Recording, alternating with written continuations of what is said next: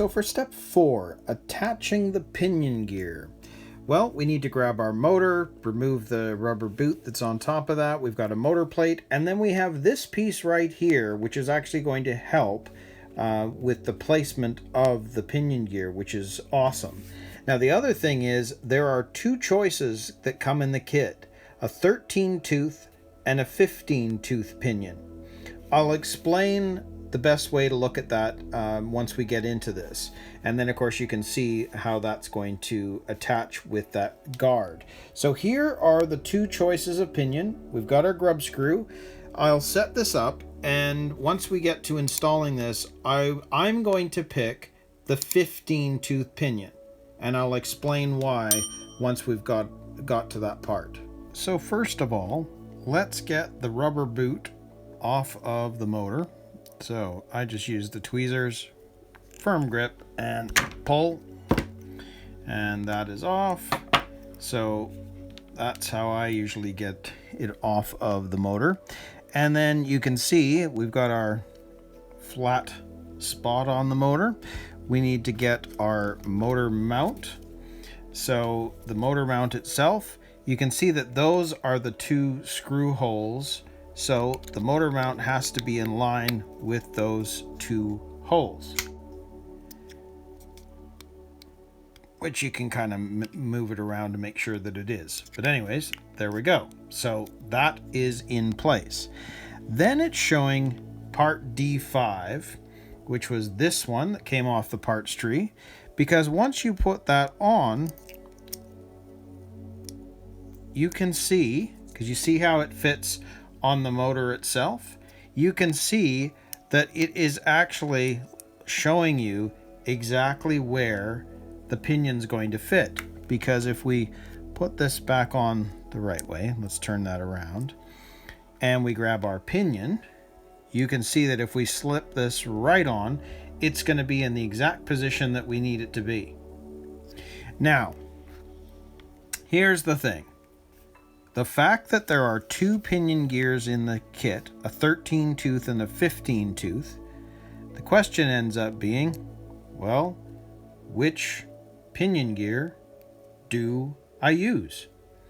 Now, if you're not familiar with this, I'm going to give this to, basically I'm going to explain this as easy and as quickly as I can. The bigger the tooth, the bigger the pinion, the faster your car will go. The smaller the pinion, the slower your car will go, but it will have more torque. So, a bigger pinion, faster, less torque. Smaller pinion, slower, but more torque. Now, what's interesting about this is, if you look at the two that it comes with, the 15-tooth obviously means it'll be faster but lower torque. But if you look at the optional pinions that they give, there's obviously a 16-tooth and a 17-tooth. So the 17-tooth is going to be a faster, it'll make your car go faster, and you can see the gear ratio there. So if this is the fastest, this is the least fast, least fast is the 13-tooth. So if you were to pick a 15-tooth, it's going to be faster than the 13th, but have slightly less torque than the 13th. But as those are the only two choices in the kit, I'm going to go for that 15-tooth pinion, because that's going to give me a faster car overall, maybe a little less torque. But you can see that the optional ones, they're going to be less torque because they're going to have more speed. So the fact that I'm not buying any optional pinions at this point, we're going to stick with one of the choices in the kit. We'll go with the 15-tooth pinion, which means this is going to make the car the fastest it can go out of the box, but will be slightly less torque than what will be if we use the 13-tooth pinion. You can kind of see that there. So we'll put that aside, and we're going to use the 15-tooth pinion for this car. So again, once you've put this on, you can slide this across. Now, one of the things I do like to do when I'm using these grub screws is I like to get the grub screw into the gear before I do anything else.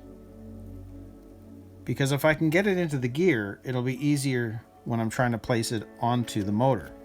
So now that that's there, I'm going to find the flat spot, slide this all the way.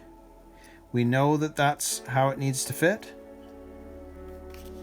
Grab the Allen key, and we'll spin this on. Now, this may have moved around a little bit, but I just want to make sure that that is level. Yes. Actually, let's do it this way. I want to hold it. That's pretty much level. Spin this on. Wait till it grabs. Yes. So you can see this. See how we've got it on the flat?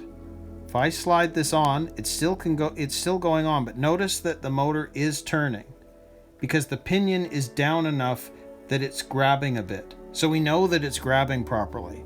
So again, I'm going to push that all the way down. Now grab the Allen key, turn. I know that this is correct, so I am going to tighten this. And I tend to, this is the one place where I really tighten on that pinion. So I'm just going to keep turning, making sure that it's as tight as possible. And I mean, don't reef on the Allen key. Just make sure that it's nice and tight.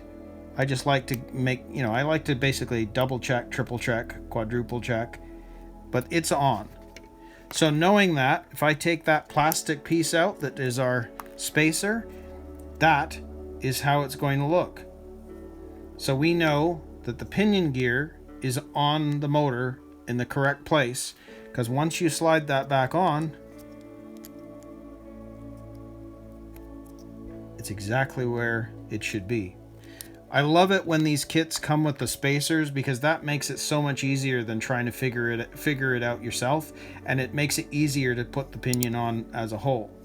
So that's great. So the motor is now on and ready to go. So we can now move on to step 5, and we will attach the motor to the gearbox.